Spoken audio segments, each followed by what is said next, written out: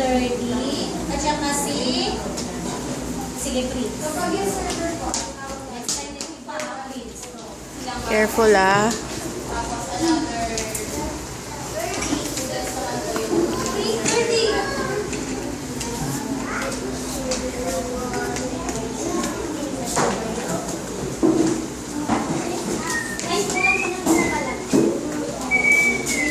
Ikaw na lang, Sophia. Kami, ano, server ka?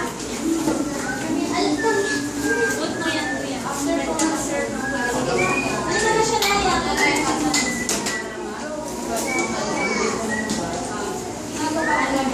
Apat lang po ang server for the day. Kasi po, actually lahat po sila gusto nila mag-server. Pero inaano po namin, lahat sila magiging server. Hindi lang po kailangan server sila everyday.